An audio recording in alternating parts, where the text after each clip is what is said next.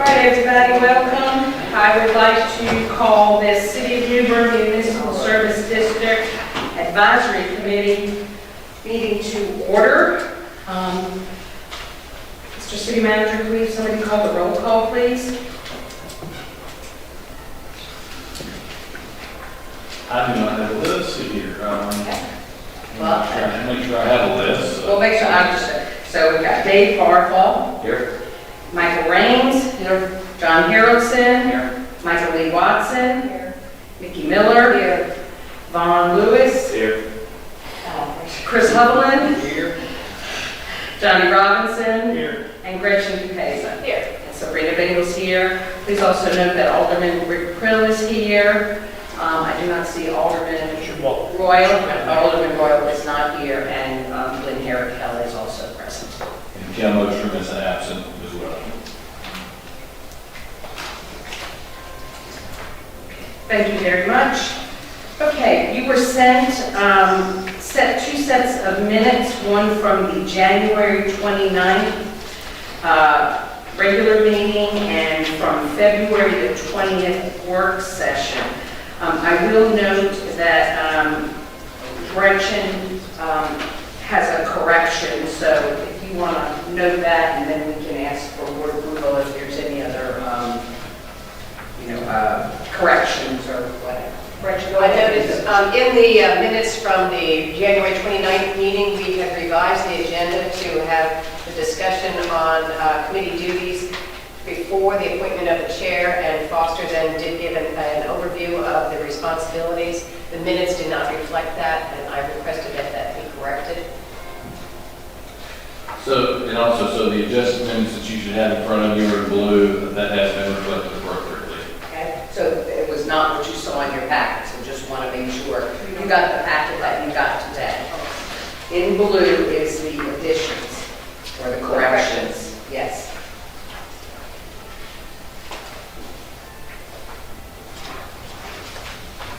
So are there any other corrections or whatever to the two sets of minutes?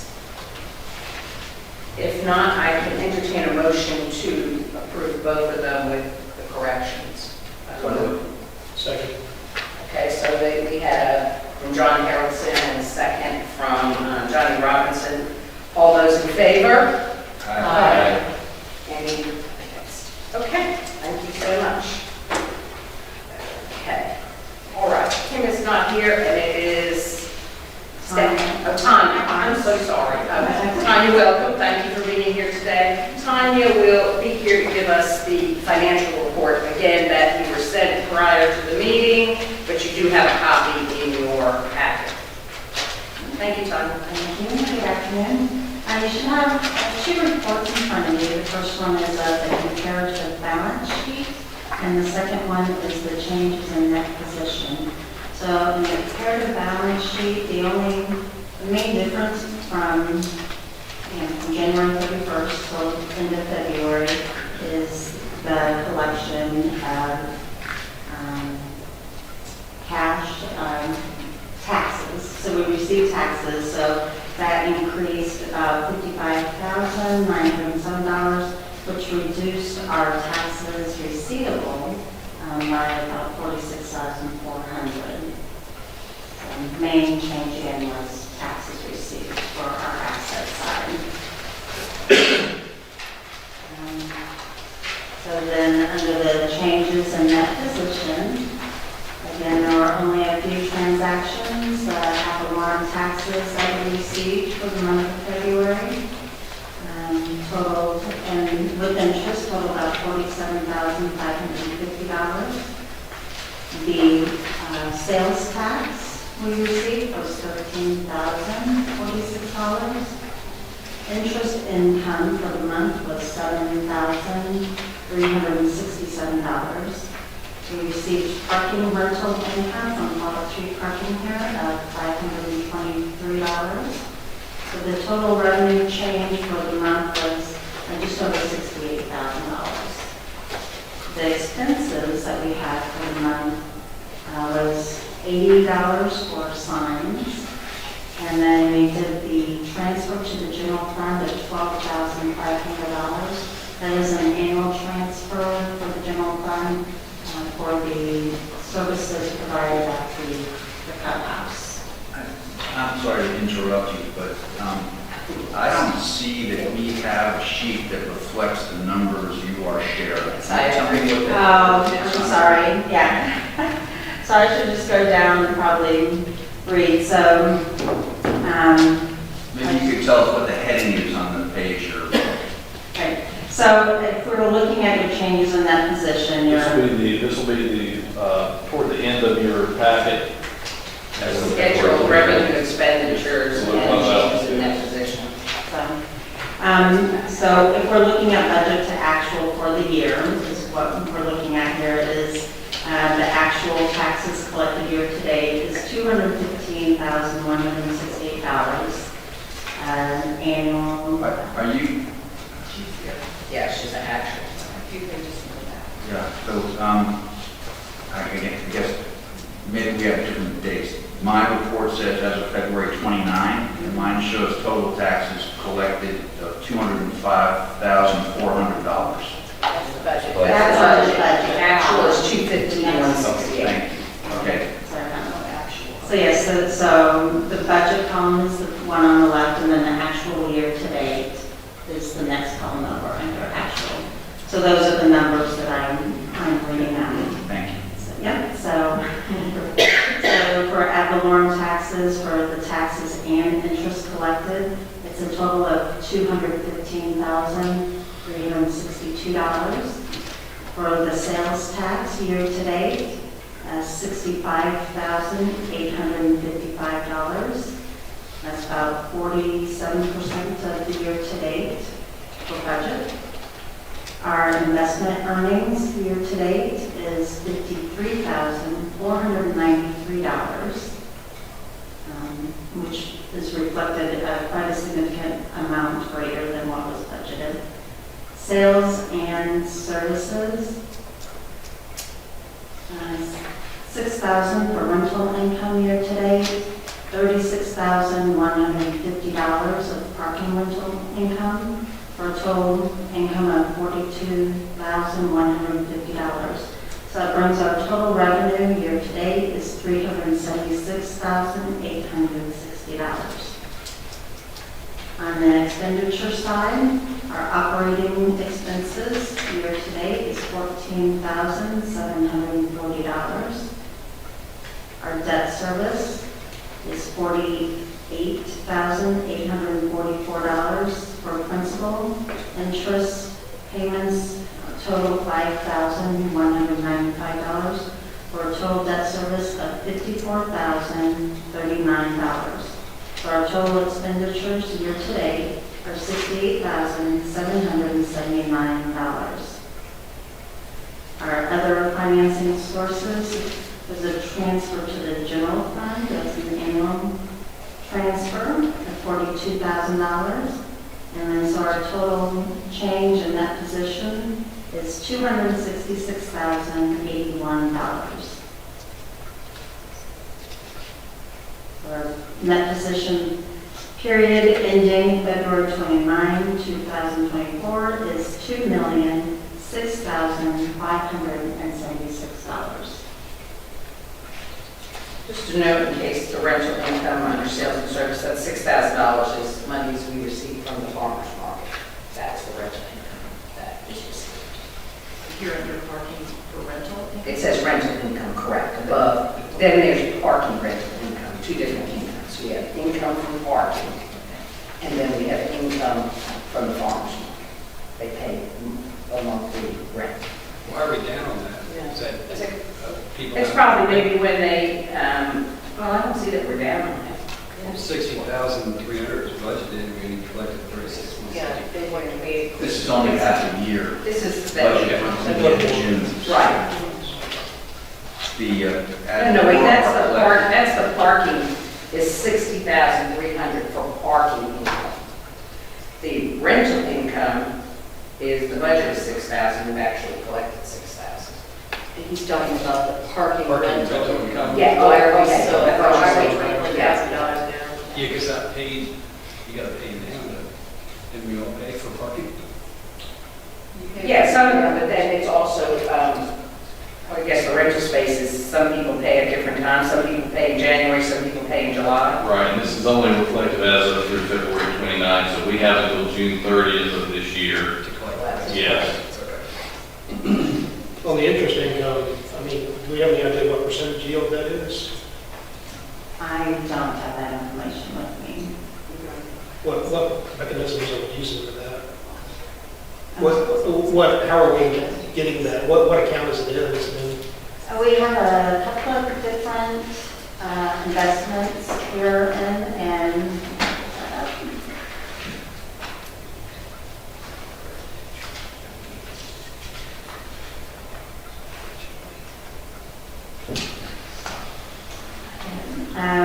where part of it is just very little bit is with our checking account. That's just a few dollars a month. Then we have a NCCMT. That was $4,407.89 just for the month of February. And then somebody that we started with within the past year was NC Class. And that earning was just under $3,000 in interest for the past month. I guess We have They're our, all state. Oh, state. all That's what I asked. government Yeah, accounts like that that. municipalities can invest in. Is that the only thing we can invest in? Or can we go to the bank and say, hey, First Citizen, and say, whoever else? We're very restricted on what we can invest in, so we would have to follow the guidelines. And these two investment have followed within those guidelines. I would just be curious to know if that's competitive. Or is it one anything else out there? It's a thing too, it's safe and, guaranteed, and that's why. Same thing with the housing authority, we only do certain measures because we're a government account. So usually certain things you can invest or they invest in. But I It mean, should be stated in the state statutes for MSD what they can invest in. I'm pretty sure it's probably under the statutes. it would just be under municipality, because we don't as an MSD invest. It's all city funds, so it's their funds that they're investing, not our Right, investment. but it's going to be in the state statutes. Correct, what we can invest. And we're governed by the local government commission on how investments are made, so that falls under the North Carolina Department of Treasury on that. Does anybody have any other questions for Tanya regarding the financials? I have a question, just out of curiosity, the parking rental income, the newest parking lot we've added for the app over by the register of deeds, what has that been bringing in since we started? Do you have I'm just curious. It has varied, I think for the month of February, it was that $500, but the busiest months were, of course, around the holidays. So it has varied. A couple $100, a couple thousand? So- Oh, yeah, it's been over 1,000 for sure, I think, for a couple of months, maybe November and December. What I can tell you is approximately we've generated over $4,500 on that. So to give you an idea, normally we were generating $7,000 annually on that parking lot, and we're already on course to break that number. And that's what we wanted to see. We wanted to give it at least a year to see how that parking was going to be on the pay as you park. And so far we're pleased with the numbers.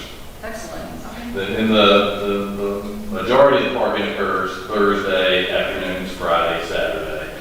Hence, you don't see much parking over there now, which tells us we don't have a parking issue, so. At the moment, right? Okay. Does anyone monitor it? I mean, how easy is it for people just to park there and not pay? It's monitored on a regular basis, yes. You catching anybody that's, We do. We do on a daily basis, yes. okay. Good to know.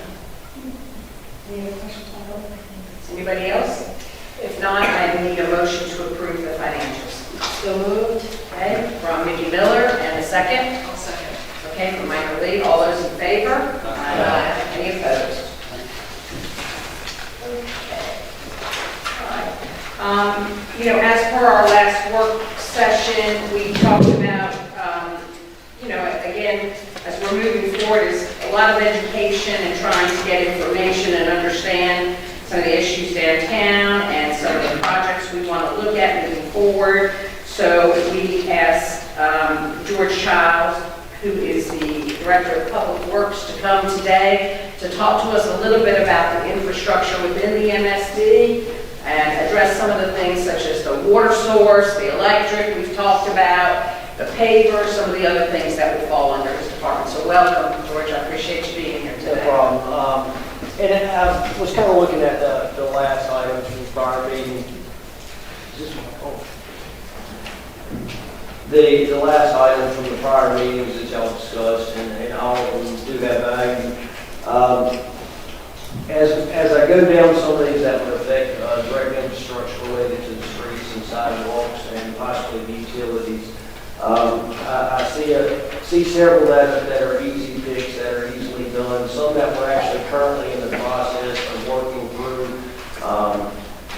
Some of the maintenance items, the trash receptacles. We currently have a plan where we rotate 2 in and 2 out to get sandblasted and repowder coated. If we would like to expedite that schedule, we currently can. We found that we can have them redone. We can do 2 for 1 rather than replacing if we just have them sandblasted and repowder coated. So we have been working through that as they look deteriorated and pull out. But we certainly expedite that and move the schedule up if you like. The sidewalks and pavers. We can look at having that done. That is a very costly plan to do. One apprehension I have of going down the 200 block of Pollock is as we do that on the other streets in town that we're doing, lots of the streetscape trees will replace with that plan. Because underneath those pavers, there's also a layer of concrete. So you've got a concrete substrate underneath it that then the pavers are set into in sand. So as we dig down through that, underneath that existing corner sidewalk, we're likely to get into the root structure of any existing trees on that street. So that needs to be brought into the thought as if you want to go that way. We can certainly look at pricing on it if that's something that's of interest to look to do. Installing the water sources, and we've had this discussion in prior years for the buildings downtown. We have real apprehension about having a use directly behind the meter in the sidewalk. We don't control, the city doesn't control the utility once it leaves the meter. That's on the user side. What we would prefer to see is actually to have the building have a spigot installed on the building face or on the side of the building. That way, it's in total control of the building owner, not the public. It doesn't encumber the sidewalk with another lid. So if you've seen recently, some of you have been impacted, fiber installation downtown on the improved sidewalk sections. We have required them to actually put their service handle boxes below the pavers. So what we're trying to avoid is our entire improved sidewalk pavers to become utility box lids. And that would just add another lid if we put them directly in the sidewalk. George, I have a question for you. So if the building owners took on the responsibility to put that spigot on the outside of their building, one, is there a way to tap into the water source that's underneath the pavers? I think that, is that the issue? And then second, would it require HPC review to put a spigot on the outside? I mean, what would be involved in trying to do that? Yeah, always HPC is an impact if you're going to put something above grade or visual. I'm not sure how they would view utilities people. I think it would be in the owner's interest to have it that way, mainly because you can put a security type valve on it where only you have access to that valve. When they're in the street, it become, unfortunately, of public use sometimes, which is not the intent. So our preference would have to be have them on the structure. And usually would it be can tap to tap into it? that's going to depend on where your water feed comes from. So from the meter to the building, if that is where your water comes in, it's never easy to access an underground utility when you're having to go into a slab or into the sidewalk. It's costly on the city side if you go into the sidewalk. It's costly on the owner going into the slab inside the building. And it'll probably vary from structure to structure, depending on where the service comes into the building. George, the water now, there are caps on the pavers for the water meters. Correct. How hard is it to just put a spigot on the, There's not room inside of that box, from my understanding, to put an additional spigot inside of your meter box without enlarging their structures. Do most of us have, like I have a basement, and we put a faucet on the front of our building. So, of course, we have a basement, so it is, if you're concerned about it, the plumber comes, turn the water off. They tap into that water line and then run up that wall, and they can put it. It's a lot easier than I thought. I should have done it 25 years ago. But those of us that do have basements, it is easy. Chris, when did you do yours on the exterior building? Yes, actually, it's right by my fire hydrant. When we renovated in '95, we had to put that for the fire department to hook up to, I guess, part of the system. I mean, yeah, so we've got extra, I guess, usage of water if we needed it, besides the fire hydrant. But it's literally right by a flower pot, right out front. So it's on Middle Street? Yep. And that If was you look at installed in 95, did you say? No, I probably did this probably 8 years ago. When we started putting those flower pots out front, it just became an issue, and I thought, and then we have a shut-off valve inside the building so that no one comes in and snags the water during the festival, or walks by and turns it on and then walks down the street through the middle of the night. So it's just part of our thing. So when we come in the morning, we turn that on and water the plants. Comment, I know it's been an issue downtown. A lot of people we're trying to keep the fronts of the buildings clean. You notice we're having a lot of issues with the, yeah, absolutely, the pollen, and it makes the awnings look really dingy and bad, and trying to, maybe we had a water source. You need to get the Pepsi ones done. I get brand new ones because I lost one. So they're on order, wait for them to Also, go. just keeping windows clean, the windowsills clean, being able to take down cobwebs, using the water source to be able to do that. I'm happy to talk with Matt Shelley, and if it's not an issue at all, maybe we can invite him to come to downtown business council meeting to talk about the process. About simple backpack electrical power washers. That wouldn't that be enough to just hose things down? And simple solution. Will you put a couple gallon of waters on your back? Is that what you do? Yes. Well, there's also mobile, you see a lot of people like overwash, pressure washing outfits. That we get about once or twice a year. We've got water, but they're actually whole trailers and pressure wash. Yeah, That's easy. I mean, the issue is paying, for everybody to arrange for it and to pay for it. And I think that's been a consistent obstacle in downtown with businesses. I mean, it's worth a quick conversation with Matt Shelley and. Right, but on the other hand, Lynn has taken the initiative with the downtown council. We got queried or questioned at our last meeting who would be interested, and she's gone out and kind of looked at 1 or 2 firms that would be willing to take on several customers and say, okay, here's the price, and whoever wants to sign on, I'll come and wash the fronts of your buildings, power wash your awnings, and try to get like a group rate. So she has taken that on, and I know that's moving forward. But again, I guess for people in between with the pollen and everything the way it is now, it's good to kind of, that layer gets on your woodwork outside and the windows look bad, and it's just easy. Honestly, I think that most businesses should be sprayed down on a weekly basis, honestly, just to get some of the Brine. Yeah, just the city dirt that happens. I mean, I have it at my house in the historic district, but you have to just rinse things off. So, I think what she's saying is that maybe we get Matt to come to a downtown council or talk to some of the business owners about what the process would be to add a spigot, I guess, to a front or side of the building, wherever, how it would work, and maybe go that route before spending MSD dollars to try to provide a water source. That's what I'm hearing. Is that correct?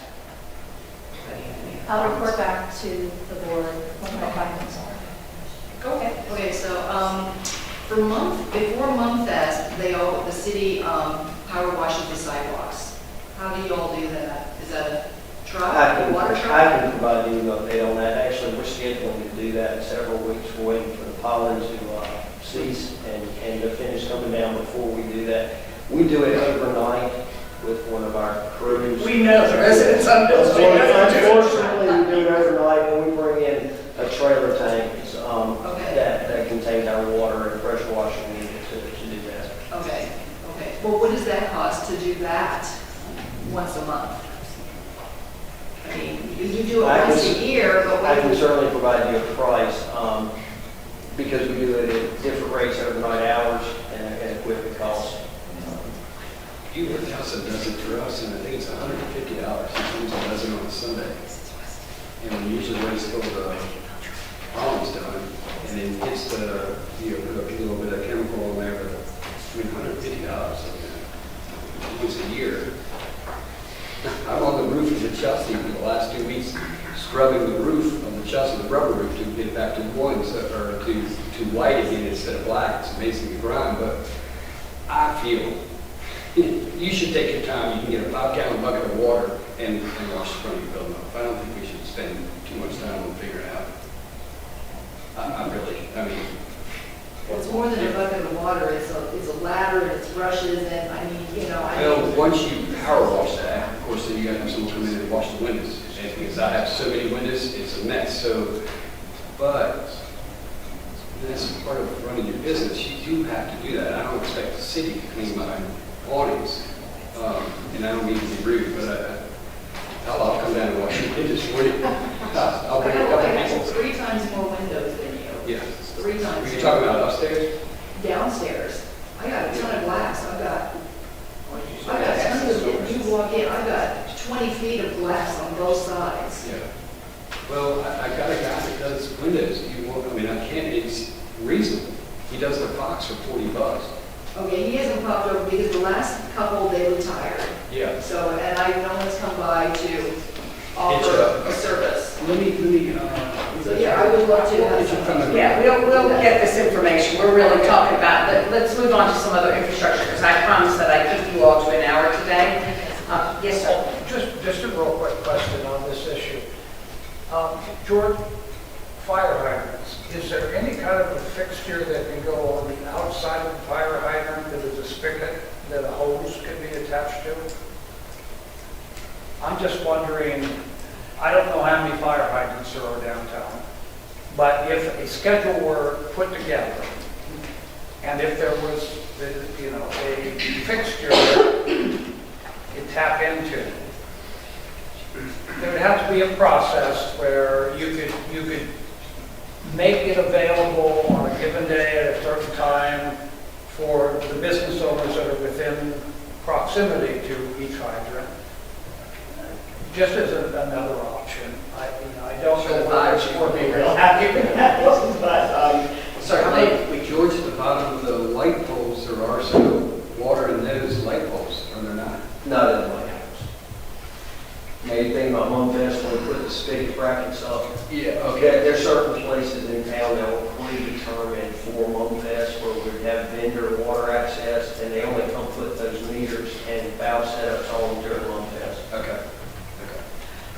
Can we address electric as well? That's the other item on our thing, the electric to get to the trees, to light the trees. That has been something we really wanted downtown for a long time now, as well as potentially moving forward some kind of sound system or speaker system that we would have in our downtown area. Were you able to get some information from Charlie on that? We're working on getting some prices. So my question to you is basically where we have the streetscape tree boxes. Is that where your intent and what you're thinking as a committee to address those trees? Yes, because you want to light up the trees versus the poles. We wrap the poles now, but We think from my initial That correct? discussions, I believe we will pull off of the electric pole, the street light poles. We've just got to figure out how we're going to get conduit to them. I will let you know again with these existing streetscape trees, and I talked to our arborist with his concern about this, as we run conduit, we're going to pull the papers, cut concrete and improved sections to get conduit to the trees. We will go through an already compacted root ball for those trees, because they're restricted to their area they're growing currently. So there could be damage to the tree root ball when we install the conduit and get that outlet to the base of the tree. And that is a possibility. Any other like new improved means of bringing electric on it? I wish, unfortunately, electric and utility, we have to do conduits and we have to get it there. And we're going to have to go through the tree root ball to get it to the base of the tree. There's already several businesses downtown that have their own sound systems. You know, you walk, you hear one, then, you know, 2 stores down, you hear a different one, and then you hear a different one. So as you're going down the street, you hear many different genres of sound. So then you want to do it in the street as well. Or be multifaceted, not necessarily, it could play music, but it would be a means of announcements as, you know, maybe during the day, you know, once an hour just says, you know, parking on the street is 2 hours, it ends at 4 o'clock, please. Or today, streets are closing at 5 o'clock, please have your street off. It could be an emergency where the city needs to please evacuate a street. It would be something, you know, maybe during Mumfest or some kind of car show. Somebody could be at a stable place, an announcement you would hear. The city would control And it. whose voice are we being? I mean, that's so far down the road. That's not anything now, but I mean, go to Little Washington, go to Goldsboro, they have it there. They have it in several cities in eastern North Carolina. It's really a wonderful amenity. I think it would be And they have great security addition. cameras as well. Uh, If you're going to do sound, we might as well do security cameras too. That would be up to the PD. They would have to monitor that, and look at that, and know what the rules are as far as, and Foster, can you address rules as far as cameras in public places and what's allowed and what's not allowed? Nothing is off limits in the public, Okay. there can be recordings. We have talked about cameras in the downtown area, and that is something that if this was a security issue and the MSD had an interest in cameras, then the MSD would pay for the cost of those things. Police would monitor them like they monitor the other cameras in the city. We currently don't have any cameras on any streets outside of the railroad tracks and in our parks. Thank you, Foster. And as I looked at the list, those were some of the main topics. I know there's been some general discussion about trash containment and trash areas in the Morris parking lot, Chelsea, and some places like that. But, you know, when we talk about just the water and the utility and the sidewalks, just understand, one, the cost to get them up, put them back down, and what existing utilities we currently have underneath those sidewalks that we're going to have to interfere with are always a concern. Yes, we can get things through there. Fortunately, electrical conduit and just water services are small diameter, we usually get them around, but they may be impactful to something else. You know, trees being one, there's a chance of some kind of interference there long-term basis. George, did you bring an example of crosswalks? Oh, yes, and the crosswalks. I do have some examples here, so.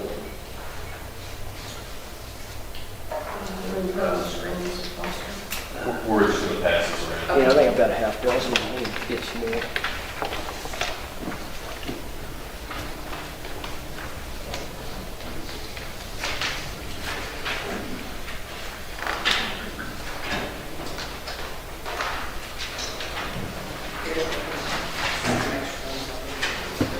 So this is just one example of a thermo inlaid crosswalk. This was actually done by a company out of Charlotte, so there's any state provider to do this. It's a thermoplastic brick that will get heated down to the pavement, very similar to some of the traffic markings that you see on the highways. The examples we've seen over a 10-year use on these is very positive. I was very impressed for how long they last. It would be in combination with a thermoplastic white band, which is a little more visible to enhance the crosswalks at our intersections. I think it's a positive thing. I think aesthetically it looks good downtown. They have many different examples that can be done with different colors and brick patterns. But this was just one general example that I thought kind of suited the general brick color downtown to fit in. But if that's a consideration, we're going to currently get prices from this provider and installer out of Charlotte to give us a cost per intersection to do 4 crosswalks at each intersection. Which intersections? All the ones in the city, but we're going to start with the main ones in the core on Pollock and Craven and then South Front. Say those again, please, I'm not sure that we all are. On Pollock intersection, the middle and Craven on Pollock, and then the intersections along South Front. Jumping back, I also was thinking, with the music or the lights for the trees, is it feasible to go across our roofs? Say it one more time. Like, have we ever thought about, instead of going under the sidewalk, have we ever thought about bringing across our roofs, whether it was a light that shined down or a speaker that we could bring down X amount and run the wires across our roofs instead of being down the sidewalk? Have we ever thought of that? Is that feasible? It would be feasible with some kind of utility easement running across your property. Well, that would be cheaper, wouldn't it? Instead of digging and pulling the sidewalk up. Anyway, I don't want to, go back to something, but I was sitting here thinking, why don't we go across the roofs? The roofs are all connected. Stay across the front. I think that could work, it's just gonna be herding cats. Yeah. You're gonna have to get each property owner to individually. I agree with that, but I mean, I was like, I don't need watching. And I wasn't sure if we're allowed to do that, but. And what you're also going to see is you're going to see overhead wires. I mean, Right. the downtown went through an underground conversion several years ago as part of one of the upgrades. You will see lines going either from a building across the sidewalk into a tree. So it's the sightliness of it. We've recently seen one in another city. I won't discuss it. It looked gaudy. And so that's something you have to think about. Because when the trees are off, the leaves are off the trees, it's really exposed or something like that. And would you rather have a cleaner look or something like that? Yeah, be mindful of anything aerial susceptible to high winds. When the underground was it done with conduit, and does that conduit, if so, does that conduit have any additional capacity? Hindsight's 2020. No, currently there's not enough additional capacity to put new utilities in those areas. So we were all excited that they laid conduit. It's like, great, we have conduit, but they didn't tell us it wasn't big enough to accommodate any additional wires going through it, so, yeah, you're right. Well, in all of our streets, for those that are just new, all of our streets have Baltimore brick. So underneath that pavement, there is another layer of those Baltimore bricks. So I got the experience for all that work, and I know what goes into that sidewalk, so. Yeah, taking the streets up downtown is an archaeological excavation. Other questions for George? What about the stormwater? Are there opportunities with the MS4 permit that if we do any improvements that could tie into needs under that permit? When we're talking about two different things with stormwater treatment and retention, unfortunately, there's limited square footage to do treatment. Subgrade treatment is very difficult due to the high water table. We can't put, it's difficult to get tanks underground to facilitate that.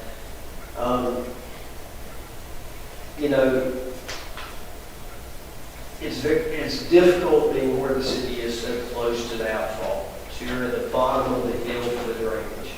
So when it's coming from uphill from another destination to go through these areas, we don't have the square footage to retain it, to treat it.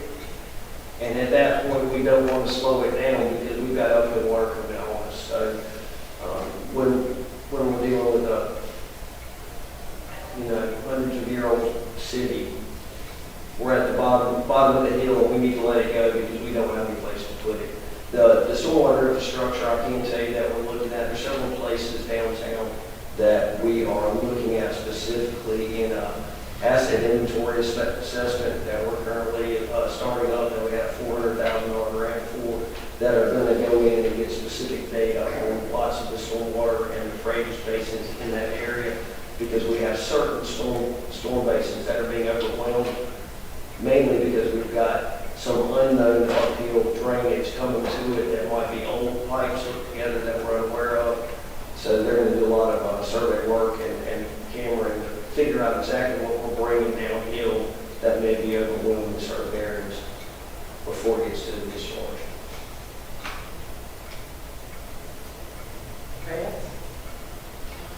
We would be paying for the MSD pays for this if it's approved. The improvements would be in the SD district.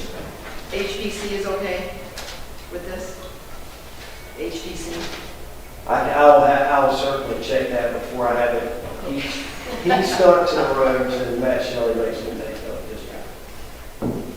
George, one more thing that was brought up is the idea of a crosswalk over by Morgan's in that area on Craven Street, like what we have on Pollock Street and Middle Street. Has it ever been looked at by your department? Not at Orange, but we can certainly look at it. We're always apprehensive to put mid-block crosswalks because you don't have a controlled traffic intersection where you either have stop signs or stoplights. But we can certainly look at that area. We've seen a great benefit. We've installed several throughout town to slow pedestrian, just not down sign right on the center line of the road. We've got one on Middle. We've installed one, I believe we should install one down the street on the current crosswalks, and one actually on George Street in front of the senior center that we've seen some really positive effects that just visually slows the traffic down just because they see it. And it's a very inexpensive item. So we can look at that and possibly a crosswalk. If we see a place that a lot of driveways in there in that section, you know, we're trying to get away from, you need to be away from the driveway so you don't have a vehicle turning in and out. We'll certainly evaluate it and see if there's an appropriate location. George, do you happen to know the history of what I'm going to call the speed bumps that are at the base of Middle Street, the 100 block of Middle Street? Where it crosses the intersection. They cross kind of mid-block. Mid-block. They're elevated concrete, brick. And I cannot tell you the history on it other than they're there. I don't know if that was something there about Scott saying. But it's on a public right of way. Yeah. I believe they were there before Scottsdale was. I'm not sure, but they're awful.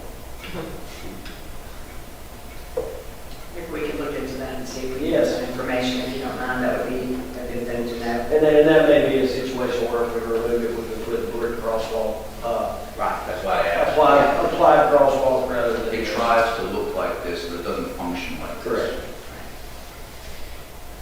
We did finally fix, you know, where that wonderful dip used to be when you went through the traffic light at Middle and South Front. That was- Because I know I was on them forever. That was actually a structural failure of the drainage culvert underneath the road, and so it made the concrete valley gutter collapse. But we replaced the pipe and did away actually with the valley gutter and regraded the drainage in that intersection, so that should no longer be an issue.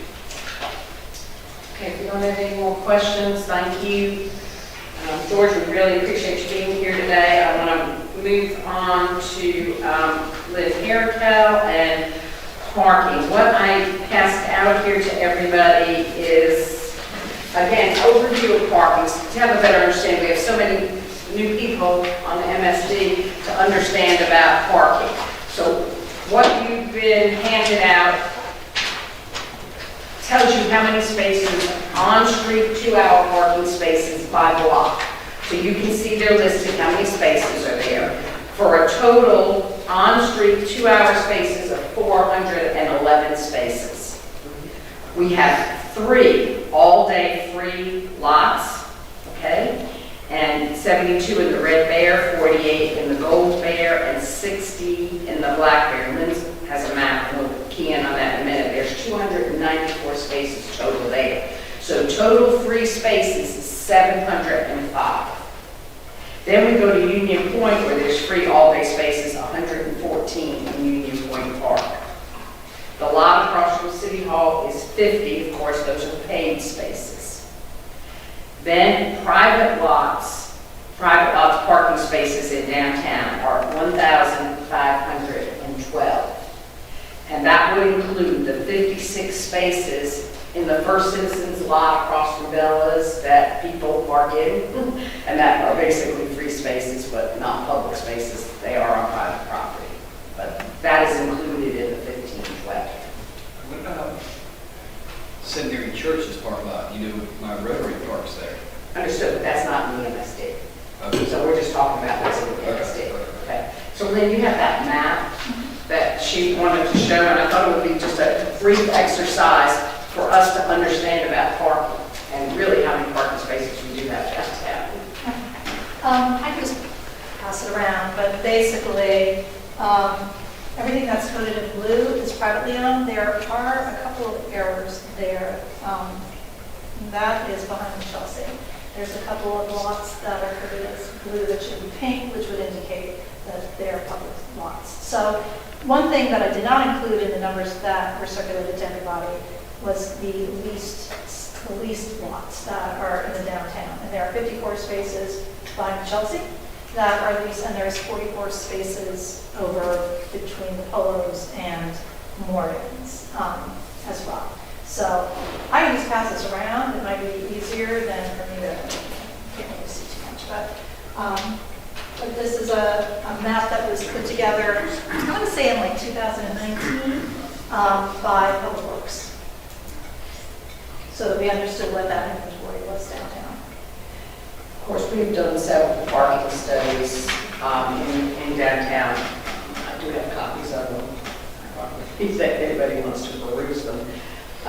Going back to 2007, I believe was the last one that we did, and then we had one in the 90s prior to that. I've got all the notes if anybody would like to see them. I've served on just about all the parking committees. When we initially, 1989, is when Danny Meadows requested that we go to a 2-hour parking, and that was enforced for a lot of years, and then of course downtown requested 3 hours, and made it worse. So we went back to the 2-hour enforced, I believe in 2011, 2010, somewhere in there. So David, I just mentioned something. Yes, please. You will probably may notice that there's a discrepancy between the total number of spaces that are on the sheet that was just passed around to you, and when you look at the upper right-hand legend on that map, and that discrepancy is because the map itself includes in the parking inventory number what between Broad and New Street, and for the purposes of what was circulated here today, that information was not included because that is outside of MSD. So, because Broad Street's out of MSD? Broad Street is a limit. So it's a limit, yes, but beyond anything is not MSD. So, it's on street. But Broad Street and Millbrook, southwest, and behind the Right? Questions from Lynn or anybody else that should look at this information? Yeah, it's great to see we have 1,512 parking spaces. I'm curious, with all of the business being done from 8 a.m. until, I don't know, 5 p.m., let's just say, what's the number of people that are here doing business? I mean, do we have 2,000 people doing business between 8 a.m. and 5 p.m., which would bring 2,000 cars? So how do we know? We can ask Melissa to run some numbers on Place or AI. So that we Oh, I have bet. that. Good idea. Okay. That is a good idea to get that idea, but I will tell you that a lot of the private lots, you can look around and see the spaces are empty, even though they're leased by businesses. Right. And also remember that the number of visitors don't correlate to the number of cars. That's correct. It's not a one-on-one. And some of those leased private spaces are for parking upper level, and they may be vacant during the day, but not in the evening. People get upset if they come back and they can't park in their parking space when they get home from work. Anybody had some initial questions about parking? Well, this is really kind of eye-opening that there are. And I've never really had an issue with parking during normal business hours. I think it's during special events where people probably complain about parking. So is there a count that indicates, when certain streets are closed, obviously that's going to reduce this? And it's kind of even compounds because you have more people and less available parking. Well, you have less available parking in the areas where the streets are closed, but you can spill out into the surrounding areas. And there's an additional Brown Bear lot that has, how many spaces are in the Brown Bear? It's a lot. Yeah. It's a big lot. We're just 75. Yeah. And you have that lot that's about 4 blocks to the west of the downtown, plus street parking. So. That on Hancock and Lynne. No, that's the one at the, It's by, Bermuda. Yeah, it's by the Habitat, the resort. The one complaint that I have on the park is I don't know any place that has ladies' lunches, any kind of business meeting or whatever, usually lasts longer than 2 hours. You get there a half hour early, and then you chit chat afterwards, and then my ladies are getting tickets. So to me, nothing worse than going to lunch and then you get a $25 ticket. It would stop people from coming downtown. That's my biggest complaint. And I'm the only one that has a banquet room besides the convention center. Well, you do have, what's the number of spaces? The Remember Black Bear my- lot has 60 spaces. Remember, my old ladies like to park at the front door, especially when it's raining.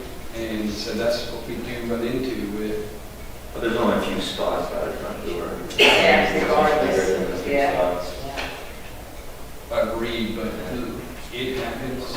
They can go across the street into the First Citizens lot, which they're probably doing And they do, anyway, and they do. and park there, and there's a lot of. But just know that, when you do have these lunches, It's for true. me, I'm running into it. It's, One of the reasons we moved our events from the Chelsea out of prime the example, was the 2 hour. the historical society. I mean, is it a way to get creative and provide valet or do something like that to drive, to get, to park the cars for them in a lot that may be a block away that they don't want to walk? Then you got liability No, insurance. absolutely. I know, but again, what is the value And of it the works, business? but I don't bring the revenue into the city. Even if there was, because I would argue, even if there was a 2-hour parking, there's not enough spaces to accommodate Agreed. any group. And listen, I'm not sitting here. No, arguing I understand that, but how do we resolve that? How do we think outside the box? That's what I'm saying. Well, What do we bring to the table, and we're thinking outside the box to keep the business, the value of the business, what do we offer? Do we offer a little golf carts? Do we offer something, I mean, again, I think we're smarter than that, can we think outside the box to Well, I think making Middle Street one way and having horizontal parking spots should add more parking spots. I And we agree haven't with even that. crossed that. Increased parking. Yeah. Nobody knows how to parallel park. It would be so I'm much telling you, I easier see it to all make the that time. one way. All- So I will, again, try to be mindful of the time. Our next thing is talking about our next workshop. I think maybe a parking workshop or additional information. We'll have another, like a 2-hour meeting like we did the last time in our workshop to take some of these issues. And again, this is what we're trying to flesh out and decide where we're going to spend our money. What's our projects going to be like? I will also let you know that at the next meeting, we do want to talk about the farmer's market. They've got some issues there, of course, with the doors are really in bad shape. They're concerned somebody might get hurt. The bathrooms are not ADA accessible. That's a real issue, and that would be something that we'd have to spend our funds for. So I'm going to ask Foster to bring that to the next work session, get us some pricing or some immediate needs, what we need to do there, and look at that and review that, because that's pretty, would be easy to look at and do and decide if we want to spend some funds or recommend to the Board of Aldermen to spend funds at our market. That is really an asset to our city. But they do pay rent. We need to make sure the building is okay. So that would be something, parking, maybe we get into more in-depth discussions about parking decks, things like that. Remember,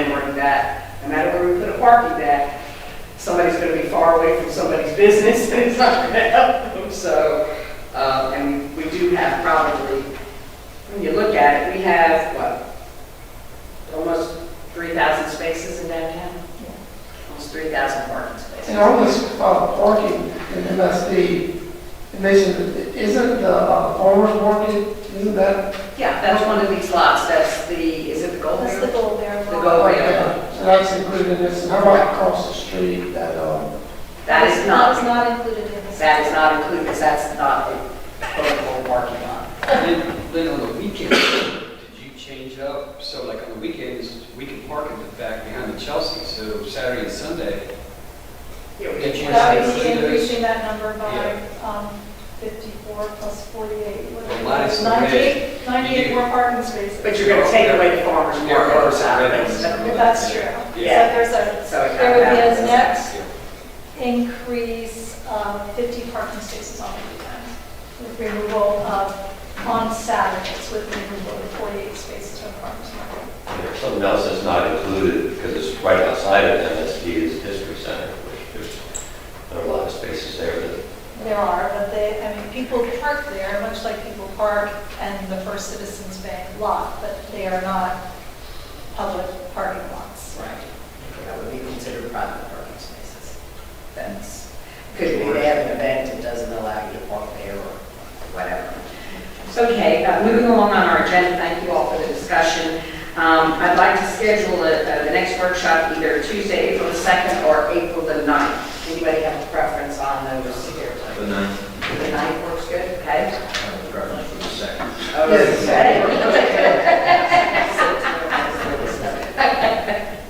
Well, somebody will have to make a motion. I will, we'll make a motion to schedule it, and it would be from 12 to 2. So I would ask everybody to schedule 2 hours. can we get a number of hands, what date works better? Okay, second? You're talking about the second? Yes. Yeah, the second. The second will not work for several of us, including you, Okay. because of We the have a workshop round. with wire. Well, if it was, Oh, was that at 12 o'clock? Okay. I thought that was at 2. That's at 2 o'clock. Oh, you're right. Yeah, it's at 2 Started at o'clock. 2. Yeah, So it would Okay, be never a mind. yeah, quick shift. It was very quick shift. yeah. That's, But, I mean, well, the 9th I absolutely would not be able to attend. I don't know, but the 2nd I could work. so all those that can attend on the, who prefer the 2nd, raise your hand. Let's look at that. 1, 2, 3, 4, 5. Well, it looks like the majority. Anybody on, and then the 9th, we just have one. Okay. I can make the second one. Okay, all right. So, and before we get a motion for that date, I would like to talk about change of venue. I've had comments from the board members here that because we have public attending, we can't really get around a table. This is difficult to see one another and speak to one another. So the suggestion has been made to use the chamber meeting room because we can sit there and we can invite more people to the table sitting in the chamber, and it's a bigger venue for us. So how does everybody feel about if we can get the date? We tried to get the date for today, but they were not available. But if we schedule them, we can go ahead it's and available both days. it is available, okay. And parking down there is terrible. It's a shorter commute. The red lot's not too far. Yeah, that's right, we're not very far. Okay, so the motion that I need then, I need a motion to ask that we hold a work session on April the 2nd, and that the place of the meeting will be at the Chamber of Commerce. So I need somebody to make that motion. So moved. Okay, and a second? Second. And Mickey, so I have a motion. Did you get that, Foster? Okay. All those in favor? Aye. Any opposed? Okay, so our next advisory board meeting, our regular business meeting, will be May the 21st. Can I have a motion that we change the venue for that as well? Or should I just have a motion for all meetings to move to the chamber? Do that. Okay, so I need a motion now for all of our meetings to be changed to the Chamber of Commerce meeting room. Okay, Vaughn, and a second? Second. Okay, and Gretchen makes the second. All in favor? Aye. Any opposed? Okay. Anybody have anything else to bring to the table? Okay, with that, I need to have a motion to adjourn, please. Well, I do have one more thing. I'm sorry. I mentioned this at a previous meeting, but we're going to have the International Economic Development Council come in to evaluate 2 properties. One of those is the property at the corner of Hancock and South Front Street. The other is the Days Inn property. For the Days Inn property, we'd like to see if there's anyone, and I want you to do this by motion, anyone on the MSD committee who would like to participate in the focus group when the economic developers come in to look at the high and best use for that. Okay, so definitely need, probably going to have to be a recommendation and a motion.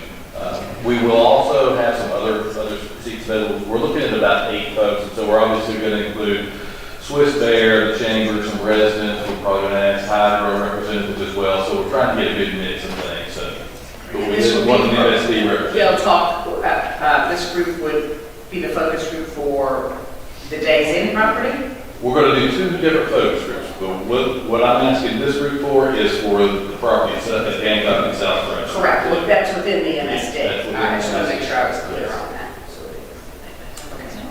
Okay. So, would anyone like to make a motion to recommend someone from the committee? But would the committee like to recommend? I think since everybody would like to be involved in some way, shape, or form, how many would you want from this group? 1, 2, none? We could do 2 from this committee. And I misspoke, I thought you were talking about the Days Inn Yeah, property. and that's going to be at a separate Separate. thing. Yeah. Choice neighborhoods, I would like to. Yeah. Maybe, I got 2 names, I just, Mike Green's would be ideal. Excuse me? Mike Green's would be ideal. I was raising my hand for the days and. Yeah. Yeah, I'm working on it. See what doesn't. I think, I would hesitate to nominate or anything, because I think every one of us would If be you're qualified. interested, raise your hand and we'll reach back out to you. Is this again Hancock? Hancock, Hancock, yes. just the Hancock lot.